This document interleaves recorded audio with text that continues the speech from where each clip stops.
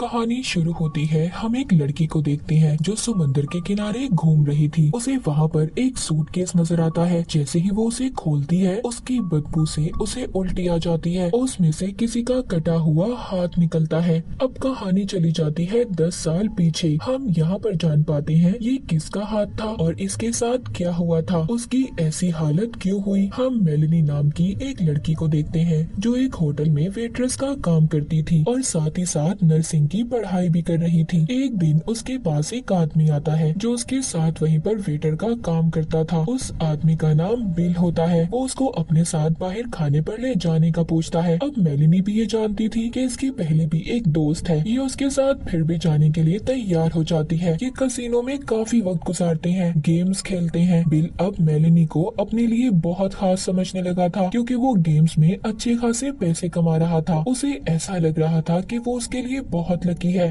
और अब आहिस्ता आहिस्ता मेलिनी को भी बिल से प्यार होने लगा था। जब इस बारे में वो अपनी दोस्त को बताती है तो वो कहती है बिल बिल्कुल अच्छा नहीं है, उसकी तो पहले भी शादी हो चुकी है और वो तो बस ऐसे ही हर किसी को अपनी बातों में लगाता है। पर मेलिनी कुछ भी समझने के लिए तैयार नहीं थी। कहती है मैं उसे बदल दूंगी, मेरे प्यार से वो बदल जाएगा। अब इसी तरह वक्त तेजी से गुजरने लगा था। बिल और मेलिनी दोनों एक ही घर में रहने लगते हैं। पर तभी एक दिन एक औरत मेलिनी के पास आती है। ये कोई और नहीं बल्कि बिल की बीवी थी। वो उससे कहती है मेरा हस्बैंड बिल्कुल अच्छा इंसान नहीं है, वो ऐसे ही हर लड़की को अपने प्यार में फंसाकर उनके साथ धोखा करता है। पर मेलिनी उसकी कोई भी बात मानने के लिए तैयार नहीं थी। तभी उधर बिल भी आ जाता है। ये दोनों उस औरत को वहाँ से जाने का कहते हैं क्योंकि कुछ दिन के बाद ये दोनों शादी करने वाले थे। अब इसी तरह 5 साल गुजर जाते हैं जहाँ अब इन दोनों के 2 बच्चे थे। मेलिनी एक बहुत ही अच्छे हॉस्पिटल में नर्स और बिल यूनिवर्सिटी में टीचर था। दोनों की जिंदगी बहुत ही ज्यादा अच्छी जा रही थी। पर मेलिनी को अपना घर बदलना था, पर वो तो तब हो पाता जब दोनों के पास पैसे होते। बिल ने अपनी रूटीन को अभी भी नहीं छोड़ा था। वो अब भी कसिनो में जाकर गेम्स खेलता था।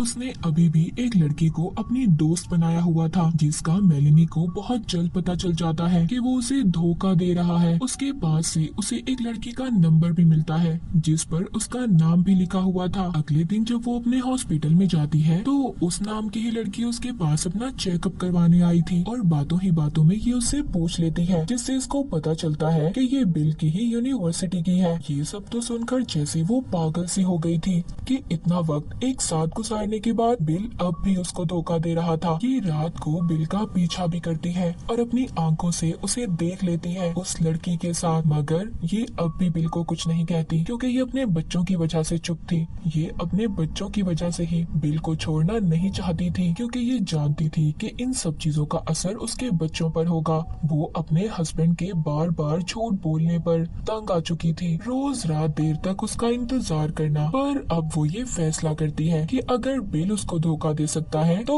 वो क्यों नहीं। वो हॉस्पिटल में डॉक्टर से दोस्ती कर लेती है और वो सिर्फ ऐसा इसलिए करती है ताकि उसको ज़हनी सुकून मिल सके क्योंकि वो बिल की वजह से बहुत ज्यादा परेशान हो चुकी थी। पर इस बारे में बिल को तो कुछ पता नहीं था। वो कसिनो के गेम्स के चक्कर में इतना पागल हो गया था, वो गुंडों से पैसे उधार लेकर खेलने जाता था इस उम्मीद के साथ कि वो कभी ना कभी सारा पैसा जीत लेगा। पर ऐसा कभी नहीं होता। उस पर इतना ज्यादा कर्ज हो चुका था कि वो अपने बच्चों की फीस तक जमा नहीं करवाता था। वो पैसे तक वो कसिनो में लगा देता था।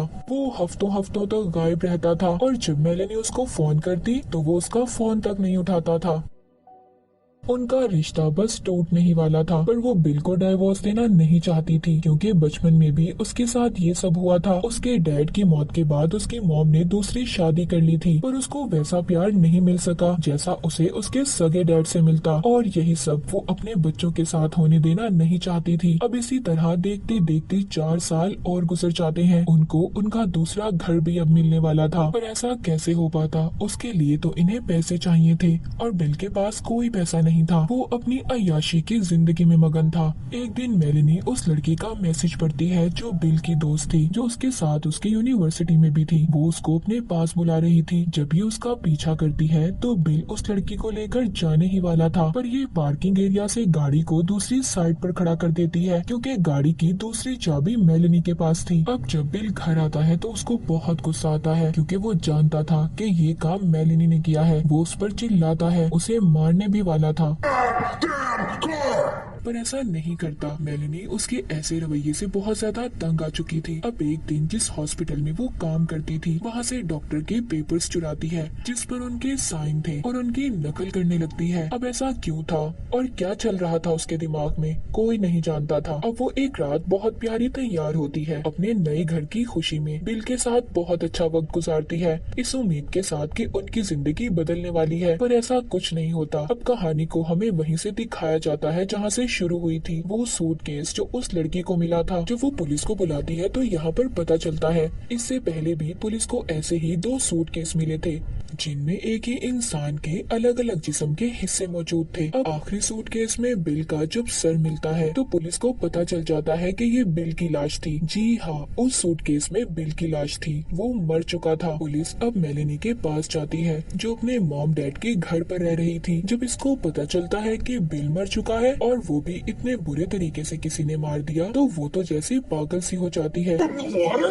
अब जब पुलिस इस केस की छानबीन करती है जिसके बाद कुछ अलग बातें सामने आती हैं। कुछ वक्त पहले इनकी जिंदगी में क्या हुआ था मेलेनी पुलिस को बताती है। कहती है हम लोग नया घर लेने वाले थे जिस पर बिल बिल्कुल खुश नहीं था। हम दोनों में झगड़ा भी हुआ, उसने मुझ पर हाथ भी उठाया जिसके बाद अपना सामान पैक करके घर से चला गया। वो बताती है मुझे ऐसा लगा हमेशा की तरह अपनी किसी दोस्त के पास गया होगा। मैं उस आदमी के साथ नहीं रहना चाहती थी, इसीलिए मैंने उससे अलग होने का फैसला किया। पुलिस को ये सब बातें बताने के बाद मेलेनी डॉक्टर के पास आती है। हॉस्पिटल में वो डॉक्टर को बताती है कि मैं अब बिल के साथ और नहीं रहना चाहती क्योंकि वो अच्छा आदमी नहीं है। डॉक्टर उसकी बातों पर हैरान था क्योंकि कुछ दिन पहले उसने उससे कहा था कि मैं अपने बच्चों का बचपन खराब नहीं करना चाहती। दूसरी तरफ पुलिस भी इस केस की छानबीन शुरू कर देती है। तभी पुलिस को पता चलता है कि मेलेनी ने जो कुछ भी बता रही थी कि सब कुछ उसने बिल के गायब होने के बाद किया। जब पुलिस उसके घर की तलाशी लेती है तो वैसा ही उन्हें एक और सूटकेस मिलता है। पूछने पर ये बताती है कि हमारे पास ऐसे सूटकेस और भी हैं, पर जब बिल घर से गया था तो वो बिल्कुल ऐसे ही सूटकेस के अंदर कपड़े लेकर गया था। अब पुलिस को भी ये पता चलता है कि कुछ दिन पहले मेलेनी ने एक गन को भी खरीदा था। वो गन तो पुलिस को इसके घर से नहीं मिलती, पर पूछताछ करने पर पता चलता है उस गन में जो गोलियां थी वैसे ही गोली बिल की लाश में से मिली थी, मतलब इसी गन से उसको मारा गया था। इस पर मेलेनी ये कहती है कि जाते वक्त वो अपनी सारी चीजें साथ लेकर गया था और क्या पता ये गन भी ले गया हो और उसी की गन से किसी ने उसे मारा हो। पुलिस जब घर को चेक करती है तब भी उन्हें घर से कोई निशान कुछ नहीं मिलता, पर उन्हें ये भी पता चल गया था कि बिल के गायब होने से 2 दिन पहले ही मेलेनी ने उस गन को खरीदा था, जिस पर वो उन्हें बताती है कि बिल ने ही मुझे इस गन को खरीदने का कहा था। जब पुलिस को बिल की गुमशुदा गाड़ी मिलती है जिसमें उसके खून के निशान थे, मेलेनी पुलिस को ये कहती है कि हो सकता है किसी गुंडे ने बिल को मार दिया हो।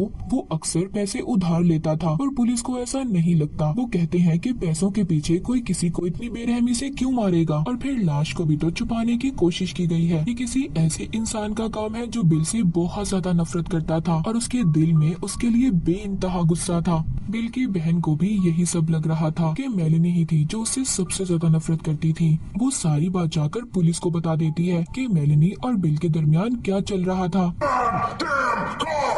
अब पुलिस का शक और ज्यादा पक्का हो जाता है, पर उनके पास अभी भी कोई सबूत नहीं था। इसके बाद वो मेलेनी पर नजर रखना शुरू कर देते हैं और आखिरकार 2 महीनों बाद पुलिस को आहिस्ता आहिस्ता सब कुछ पता चलने लगा था। उन्हें पता चलता है कि बिल के मरने से पहले मेलेनी ने एक दवाई को ऑर्डर पर मंगवाया था, पर उनको साथ ही साथ छानबीन से ये भी पता चलता है और उसने डॉक्टर के नकली साइन किए थे क्योंकि ये ऐसी खतरनाक दवाई थी कि डॉक्टर के साइन के बगैर इसे कोई नहीं देता था। सारे सबूतों को इकट्ठा करके पुलिस एक कहानी बनाती है कि उस रात आखिर हुआ क्या था। यहाँ पर हमें पता चलता है उस रात उनमें कोई झगड़ा नहीं हुआ था। उस दवाई को उसने बिल की शराब में मिलाकर पिला दिया जिससे वो बेहोश हो गया और सुबह बच्चों को स्कूल भेजकर उसने अपने ही घर में उसका खून कर दिया और बाथरूम में ले जाकर उसकी लाश के टुकड़े कर सूटकेस में भर दिया ताकि लाश को उठाने और ले जाने में आसानी हो। जिसके बाद उसने लाश को गाड़ी में ले जाकर समंदर में फेंक दिया और खुद उस गाड़ी को छोड़कर दोबारा घर आ गई।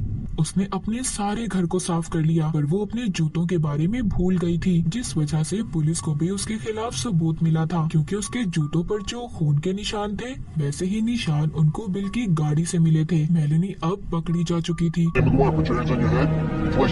जिसके बाद उसके बच्चों को भी उससे छीन लिया जाता है। सब उसके खिलाफ थे सिवाय उसके मॉम डैड के, जो उसको जमानत दिलवाकर छुड़वा लेते हैं। पर पुलिस अभी भी ये साबित नहीं कर पाई थी कि मेलिनी ने ही बिल को मारा है। उनके पास कोई पक्का सबूत नहीं था। वो इसकी और डॉक्टर की कॉल को भी रिकॉर्ड करते हैं, पर उनसे भी इन्हें कुछ नहीं मिलता। मेलिनी ने ये गेम बहुत ही चालाकी से खेली थी, पर पुलिस भी कहाँ हार मानने वाली थी। वो फिर से 2 महीनों के बाद इस केस को दोबारा चला देते हैं। इस बार इनके पास पक्के सबूत थे, जिस पर अब मेलिनी को उम्र कैद की सजा सुना दी जाती है। पर अभी भी मेलिनी अपने बयान से 1 इंच भी नहीं हटती। वो अब भी कहती है, मैंने कुछ नहीं किया, चाहे सारी दुनिया ने उसे सूटकेस किलर का नाम दे दिया था। ये कहानी मेलिनी की सच्ची कहानी थी। बाज़ दफा हम बहुत अच्छे होते हैं, पर लोग हमें बुरा बनने पर मजबूर करते हैं, जैसे बिल ने किया। मेलिनी को इतना बुरा बना दिया कि वो एक कातिल बन गई। और इसी के साथ ही मूवी यहीं पर खत्म हो जाती।